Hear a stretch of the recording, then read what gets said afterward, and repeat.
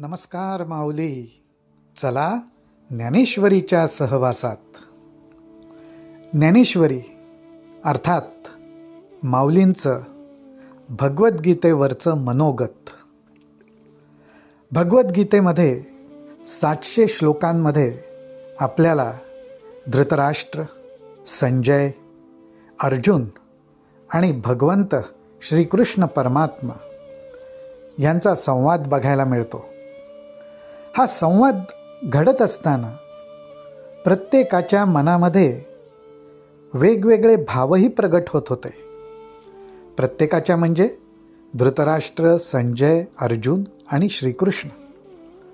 हे भाव ज्यांनी बरोबर टिपले ते म्हणजे आपले ज्ञानेश्वर माऊली. आणि म्हणूनच सर्व संतांनी यथोचित गौरव केला या ज्ञानेश्वरीचा आणि त्याला नाव दिलं भावार्थ दीपिका. त्यामुळे संवादापेक्षा आणि संवादाबरोबरच त्याच्या मागचे लपलेले भाव जर कोणी आपल्यासमोर उघड केले असतील तर ते माऊलींनीच केले. म्हणून म्हटलं हे माऊलींचं मनोगत. त्यांनी ते भावही आपल्यासमोर आणलेत. त्यामुळे ह्या ज्ञानेश्वरीचा मागोवा घेताना शब्दार्थ, गुढार्थ आणि भावार्थ ह्या तिन्हीचाही विचार करणं अत्यावश्यक ठरतं. आता ज्ञानेश्वरीचा हा अभ्यास किंवा सहवासात काय यायचं, काय त्याचा उपयोग होणार आहे, आणि हा अगदी महत्त्वाचा प्रश्न आहे.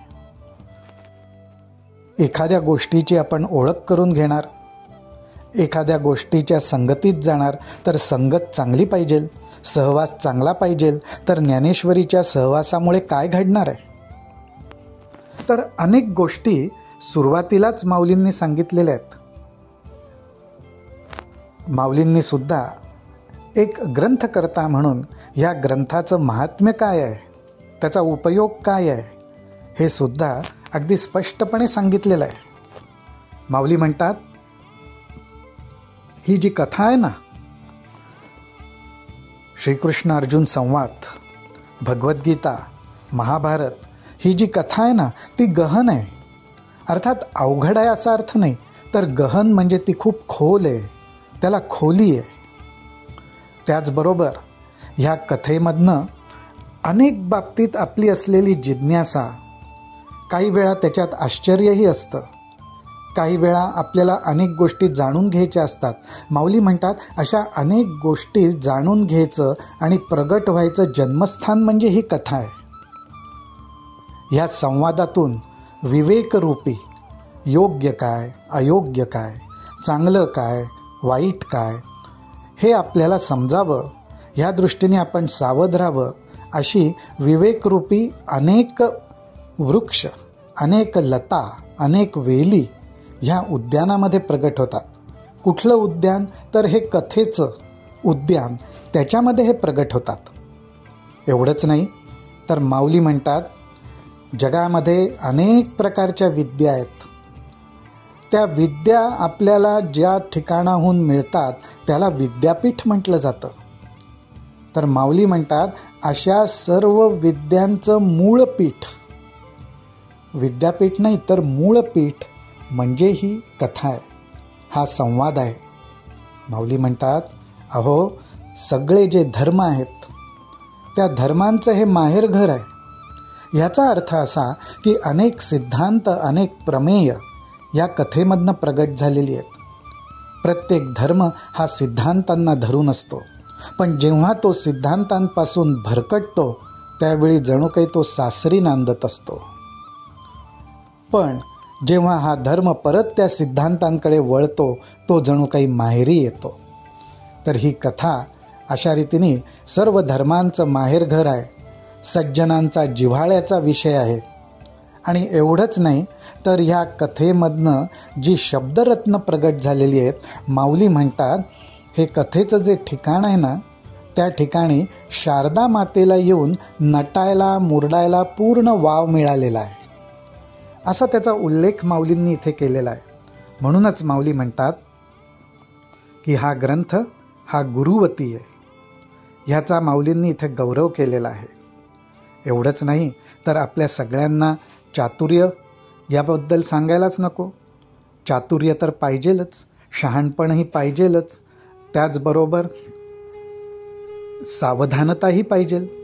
माऊली म्हणतात ह्या सगळ्या गोष्टी ह्या ठिकाणीच उजळल्या गेल्या. म्हणजे काय तर चातुर्याला सुद्धा शहाणपण ज्या ठिकाणी प्राप्त झालं ती ही जागा आहे. काही वेळा सिद्धांत, तत्वज्ञान ही कोरडी असतात. जसं नुसतीच पोळी, नुसतीच भाकरी खावी लागली तर कोरडं होतं. त्याच्याबरोबर काहीतरी तोंडी लावायला असलं की त्याला रुची येते. माऊली तेच म्हणतात की जे सिद्धांत आणि तत्व आहेत ती एखाद वेळेस कोरडी वाटली असती, परंतु त्यांनासुद्धा या कथेमुळे रुची प्राप्त झाली. आणि अहो एवढंच नाही तर सुखाचं सुद्धा सौभाग्य ज्या ठिकाणी उजळलं गेलं ती सुद्धा हीच जागा आहे. माधुर्याला मधुरता आली. एखाद्या गोष्टीचा शृंगार केला म्हणजे ती चांगली गोड दिसायला लागतेच असं नाही, परंतु त्या शृंगाराला सुद्धा सुरेखपणा ह्या कथेमुळेच मिळाला. माऊलींच्या या मूळ ओव्या खरोखरच बघण्यासारख्या आहेत. त्यामुळे सर्व माऊलींना प्रार्थना करतो की ज्ञानेश्वरी अध्याय 1 ओवी क्रमांक 28 ते ओवी क्रमांक 36 ह्या जरूर वाचाव्या, चिंतन करावं आणि माऊलींनी काय प्रकारे ह्या संवादाचा, ह्या कथेचा, ह्या ग्रंथाचा गौरव केलेला आहे आणि कशासाठी ह्या ग्रंथाच्या सहवासात येणं आवश्यक आहे, त्यामुळे काय होणार आहे, काय होऊ शकतं, हे सगळं प्रगट केलेलं आहे. तर माऊली जरूर ह्या ओव्यांचा मागोवा घ्या. रामकृष्ण हरी, रामकृष्ण हरी, रामकृष्ण हरी.